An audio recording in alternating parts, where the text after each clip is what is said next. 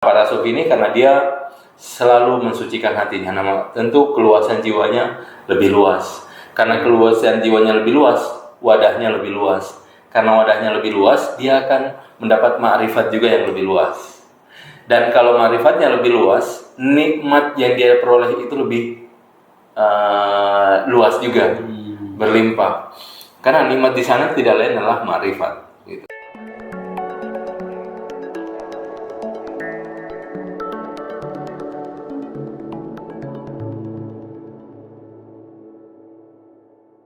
Dalam dunia sofistik itu kita selalu menemukan hal-hal yang membuat kita kaget-kaget gitu, Ustaz. Ya mungkin kalau ada riwayat atau hadis-hadis ataupun ayat Al-Quran, ya kan? Misalnya hadis yang mengatakan bahwa manusia itu di dunia ini sebenarnya dia dalam kondisi tertidur. Nah, nanti setelah dia mati baru dia tersadar. Nah, dalam dunia tasawuf, khususnya dalam Ibnu Arabi yang kemudian banyak disyarah oleh Isutsu dalam bukunya Sufisme itu, bahwa dunia ini diibaratkan sebagai mimpi, ya. Dan mimpi itu bagi Ibnu Arabi sesuatu yang bersifat imajinatif. Nah, imajinatif adalah sesuatu yang gambaran dari realitas dan sesungguhnya. Nah, terkait dengan itu, kita ingin mengetahui bagaimana pandangan Rumi dengan ungkapan atau pernyataan yang mengatakan bahwa alam ini adalah sebuah mimpi, ya, yang kemudian berdasarkan kepada hadis yang tadi bahwa kita sebenarnya di dunia ini dalam keadaan tertidur, nanti setelah kita mati kemudian kita tersadar. Nah, mungkin Ustaz bisa membantu kita untuk sedikit menguraikan apa sih yang dimaksud dengan ayat ini dalam perspektif hadis ini dalam perspektif Rumi. Ya. Terima kasih untuk kembali obrolannya. Jadi memang kalau kita masuk dalam dunia sufi, ada hal yang kalau bahasa tadi membuat kita kaget-kaget ya, atau takjub.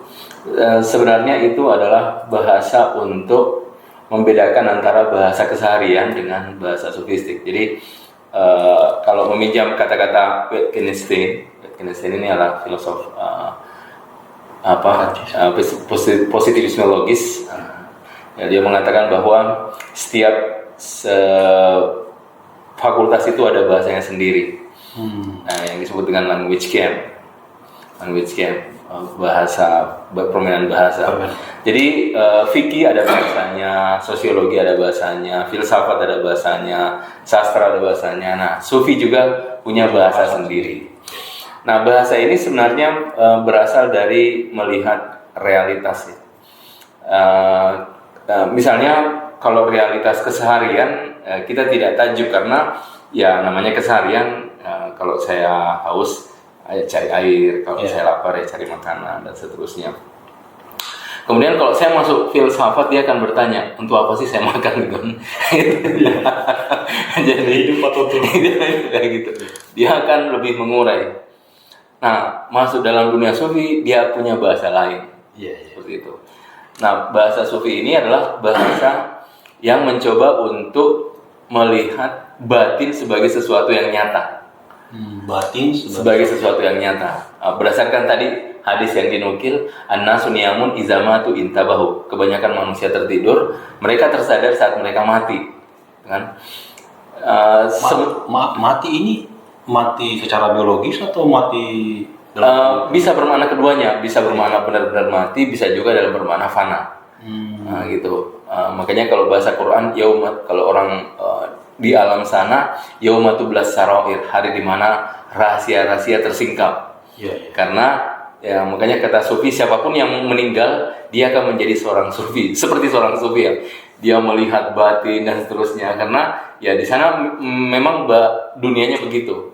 Segala hakikat nampak Jadi siapapun dia, makanya siapapun di sana ya, dia akan melihat dimensi batin seperti itu. Jadi makanya di dalam dunia sufi yang nyata itu adalah batin. Yang nyata itu adalah batin. Makanya dimaknai realitas yang nampak luar ini sebagai bayangan dari sesuatu yang nyata. Gitu. Makanya an-nasu niyamun idza matu, kebanyakan manusia tertidur, mereka tersadar, mereka kaget gitu. Oh, ternyata begini toh realitasnya, seperti itu. ini tadi disampaikan bahwa orang ketika mati, ya, meninggal, dia sebenarnya menyamai seorang sufi, ya, karena dia akan menyaksikan hakikat. Nah, dalam hal ini batin, sisi batin dari lahiriah. Nah, pertanyaannya di sini adalah, apakah yang disaksikan orang yang mati begitu saja dengan orang yang kita maksud dengan kaum sufistik ini sama nggak yang disaksikan setelah kematian mereka itu? Iya, jadi itu tidak ada bedanya sebenarnya. Makanya kalau kita masuk ke Amirul Mukminin ya, Ali bin Abi Thalib kan, beliau menyampaikan lau kusyifal gitu mazdadtu yakinan. Kalau misalnya segalanya tersingkap, keyakinanku tidak bertambah. Kalau segalanya tersingkap, keyakinanku tidak bertambah. Artinya apa dia disaksikan beliau? Dengan nanti di sana nggak ada bedanya. Lau kusyifal gitu mazdadtu yakinan, seperti itu. Nah, begitu juga sebenarnya orang-orang yang sufi dan yang lainnya. Jadi apa yang mereka saksikan nanti itu tidak ada bedanya dengan orang yang meninggal sana. Maksudnya dua-duanya menyaksikan hakikat, seperti itu. Apa ya? Saya mau mengulang lagi, karena kalau semuanya sama, apa yang membedakan saya gitu loh? Kalau semua sama, misalnya saya pandangan orang awam nih, nah misal dan dengan orang yang sufi, ketika dia meninggal dan menyaksikan hakikat yang sama, tidak ada perbedaan, itu apa yang membedakan dia di alam sana? Nah itu. Oh, di alam sana tentu berbeda. Nanti yang membedakan adalah keluasan. Keluasan. Jadi orang yang di dunia ini mungkin dia tidak pernah melakukan riyadhah, tazkiyah dan menyucikan dirinya, dia keluasan dirinya tidak seperti yang melakukan riyadhah seperti itu. Nah, para sufi ini karena dia selalu mensucikan hatinya, tentu keluasan jiwanya lebih luas. Karena keluasan jiwanya lebih luas, wadahnya lebih luas. Karena wadahnya lebih luas, dia akan mendapat ma'rifat juga yang lebih luas. Dan kalau ma'rifatnya lebih luas, nikmat yang dia peroleh itu lebih luas juga, berlimpah. Karena nikmat di sana tidak lain adalah ma'rifat, gitu. Ma'rifat. Jadi yang membedakan adalah ma'rifatnya.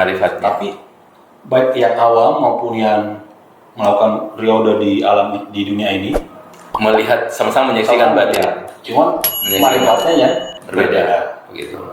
Ma'rifat yang berbeda. Ada keluasan diri dan keluar dari menjadi wadah. Dari wadah itulah manusia akan menampung ma'rifat juga yang lebih luas, seperti itu. Nah, makanya sufi, kalau saya kembali ke topik awal, sufi selalu membawa kita untuk masuk ke ranah batin karena dialah yang nyata, Dan bukan cuma Ibn Arabi, seperti pertanyaan tadi, Rumi pun juga demikian. Jadi Rumi pun, makanya kata Rumi, dunia ini sebenarnya dunia ini sebenarnya hanya khayalan, hanya penidur yang menganggapnya sebagai nyata. Dunia ini hanya khayalan, hanya penidur yang menganggap ini sebagai sesuatu yang nyata. Begitu. Makanya tadi kalau tadi di pembuka mengambil kitab Toshiko Izutsu, dan bab pertama itu kan mimpi dan nyata ya. Mimpi dan nyata. Untuk menjelaskan bahwa sejak awal kita masuk dalam dunia sufi yang berhadapan dengan realitas yang membalikkan realitas antara mimpi dan nyata. Itu. Nah, gini tuh. Terus apa sebenarnya hikmah di balik dari keadaan ini. Maksudnya kan kita kok tiba ke dunia, kita tidak minta, terus tiba-tiba kita dikatakan kita tertidur, tidak ngerti hakikat. Maksudnya Rumi ataupun kaum sufistik melihat ini bagaimana tentang alam ini? Jadi baik bahasa sufi, bahasa agama, dan juga bahkan bahasa filosofis ya, dia punya bahasa yang sama untuk menjelaskan satu bentuk perjalanan. Kalau saya meminjam bahasa agama, ini disebut dengan innalillahi wa inna ilaihi rajiun. Manusia akan melakukan dua busur perjalanan, dari Tuhan ke makhluk, kemudian dari makhluk ke Tuhan. Jadi sebelumnya kita di alam ruh, kemudian turun di alam barzah, turun di alam rahim, kemudian masuk ke dunia, dari dunia kembali lagi ke alam barzah sampai ke ilahi. Seperti itu. Jadi ini adalah bahasa yang digunakan oleh agamawan, juga sufi, juga bahkan kaum filosof tentang dua perjalanan ini. Jadi kita ini manusia tidak lebih dari satu bentuk melakukan perjalanan, dari satu fase menuju fase yang lain, dari satu tempat menuju tempat yang lain, dari satu alam menuju alam lain, dan disitulah sebenarnya kita belajar bagaimana kita melihat realitas perjalanan diri kita sendiri. Jadi orang yang biasa melakukan tafakkur, melihat perjalanan dirinya, dia akan menyadari hal itu. Tapi orang yang tidak terbiasa, biasanya dia akan merasakan satu bentuk kehilangan diri, keterasingan eksistensi mungkin, karena dia tidak menyadari bahwa dia sedang berjalan menuju Tuhan. Nah, biasanya pertanyaan-pertanyaan begini adalah pertanyaan-pertanyaan yang dia tidak menyadari bahwa sebenarnya sadar atau tidak sadar, sebenarnya kita sedang berjalan menuju ilahi. Seperti itu. Nah, kalau terkait dengan ketidaksadaran kita, pada mungkin sebagian manusia tidak sadar bahwa sebenarnya kita ini berjalan menuju ilahi. Nah, apa sebenarnya yang membuat kita tidak sadar? Nah, kalau Ustaz tadi sampaikan bahwa awalnya kita ini berasal dari ilahi.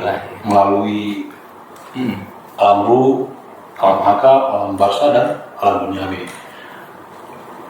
Kalau kita lihat struktur ini yang Ustaz sampaikan, itu berarti sebenarnya kita pernah menyadari. Ya. Artinya apa? Karena kita pernah di alam hakikat itu. Ini bagaimana kemudian saya di alam ini dikatakan tidak sadar saya sedang berjalan gitu. Nah, kalau kita lihat ya, seperti Itar Nizabur itu menjelaskan ini dalam kisah-kisah burung. Atar Nizabur, musyawarah burung. Bahkan Ibnu Sina juga ada Risalatul Thair, menulis tentang risalah tentang burung. Rumi juga demikian. Jadi kita sebenarnya oleh para sufi itu diumpamakan seperti seekor burung yang awalnya menyadari dia kehidupannya ada di langit. Di langit. Nah, cuma sesekali kita harus turun untuk cari makan, lalu kemudian kita terbang seperti itu. Nah, kita ini ketika kita sesekali turun itu maunya di bawah saja, karena ya di bawah ini ada makanan dan seterusnya. Kita lupa bahwa kita sebelumnya itu adalah punya dimensi ruh sebagai hakikat batin kita yang merupakan itulah sebenarnya esensi diri kita. Nah, ketika turun itu kan sejenak kita memberikan makanan tubuh kita ya, fisik kita. Nah, tapi karena dia enak, akhirnya kita tenggelam dalam kenikmatan tubuh ini. Akhirnya perlahan-lahan dia terasing dengan dirinya, maksudnya terasing dengan ruhnya. Akhirnya dia lupa. Ya, tidak sadar bahwa sebenarnya dia hakikatnya di alam ruh. Iya, makanya bahkan bahasa Quran pun itu disebut dengan ghafilun, orang-orang yang lalai. Orang yang lalai. Lalai itu kan artinya sebelumnya dia tahu, tapi karena dia asik di situ, akhirnya dia perlahan-lahan akan lupa dengan lalai. Nah, ini menarik, Ustaz. Saya jadi teringat dengan pemikiran Platon. Ya, ini agak mirip ya. Platon kan mengatakan bahwa awalnya kita ini di alam idea. Di situ kesempurnaan. kemudian kita turun di alam ini, kita terlupa karena disibukkan oleh persoalan-persoalan material ini. Ya. Misalnya, yang ingin saya mau tanyakan, apa sih perbedaannya pandangan Platonis ini dengan yang sufistik itu? Jadi dilihat dari sisi bahwa dia dari batin ke zahir mungkin mirip. Ya. Mirip. Kalau Plato kan menjelaskan tentang alegori gua. Iya. Ada alegori gua yang beliau jelaskan tentang dia terpenjara itu kan. Iya. Penjara, kemudian ada cahaya bayangan yang tertampar keluar. Nah, orang yang melihat keluar itu yang sangka bayangan ini sebagai hakikat. Padahal sebenarnya yang hakikatnya itu yang ada di bawah, di balik gua itu yang sedang terpenjara, seperti itu. Nah, Sufi juga menjelaskan demikian, cuma bedanya mungkin dalam menjelaskan struktur ontologisnya. Struktur ontologisnya. Misalnya dalam dunia Plato kita tidak menemukan tentang bagaimana asal muasal gua itu ya. Ya, cuma langsung diceritakan tentang gua dan seterusnya. Nah, kalau dalam dunia Sufi dia menjelaskan tentang disebut dengan Hazaratul Khams. Dia ada 5 tingkatan eksistensial dalam dunia Sufi. Ada Wahdatul Wujud, disebut dengan Zat. Itu kan ada Ahadiyah, Wahidiyah, belum masuk ke alam ruh dan seterusnya. Nah, kalau kita mengambil persinggungan antara keduanya, karena dia sudah bentuk itu biasanya dijelaskan di alam imajinasi, alam khayal. Jadi mungkin ini penjelasannya terkait di alam khayal, alam imajinasi. Tapi boleh juga kita naikkan ke atas di alam ruh, karena ide. Ya. Ide itu kan sesuatu yang tidak punya bentuk ya, seperti itu. Jadi dia sudah keluar dalam kalau bahasa Ibnu Arabi sudah keluar dari singgasana uluhiyah, kan kayak gitu. Bisa saya katakan bahwa Plato ini adalah pemikirannya dia itu di alam ruh atau di alam Khayal. Iya, bisa demikian. Bisa demikian. Dengan ciri tadi. Misalnya, kenapa kita mengatakan di alam khayal? Karena ada bentuk. Gua kan alegori bentuk ya. Ada bentuk. Kenapa saya mengatakan di alam ruh? Karena dia menjelaskan tentang ide. Oh.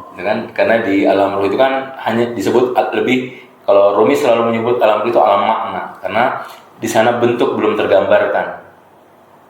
Nah, kalau misalnya dikonteskan tadi tentang tingkatan alam yang Ustaz sebut itu, alam idea ataupun alam bentuknya Plato ini, dia sebenarnya kalau ditarik dalam konteks yang tadi itu 5 tingkatan, dia di posisi mana Plato? Oh, dia di Hazaratul ini apa? Jadi ada Ahadiyah, Wahidiyah, kemudian biasa ada juga menjelaskan yang sabila, tapi kita perlu masih biasa di Hazaratul Khayal. Hazaratul Khayal. Khayal ini dalam pengertian yang umum ya, bahwa yang umum tetap di situ. Iya. Nah, gitu. Berarti bisa saya katakan bahwa Plato ini murni filsafat. Iya, memang. Ya, jadi yang membedakan ciri filsafat dengan sufi, biasanya filsafat itu alam dunia, alam khayal, alam ruh langsung ke Tuhan. Masuk Tuhan ya. Nah, kalau dalam dunia sufi sebelum ke zat disebut Tuhan, zat. Nah, di situ ada Asmaul Husna. Jadi Ahadiyah Wahidiyah itu tidak lain adalah Asmaul Husna. Nah, baru sumber dari semuanya itu disebut zat. Nah, zat itulah sebenarnya wahdatul wujud. Gitu. Jadi kalau orang mau mendefinisikan wahdatul berarti tidak lain adalah zat yang orang susah pahami. Itu sebenarnya penjelasan zat Tuhan cuma dalam bahasa sufistik. Ya. Mungkin begitu dulu, Tad. Ya, terima kasih. Terima kasih untuk pertemuan kali ini kita sudahi sampai di sini. Sampai jumpa di waktu yang lain. Alhamdulillah. Assalamualaikum warahmatullahi wabarakatuh. Terima kasih.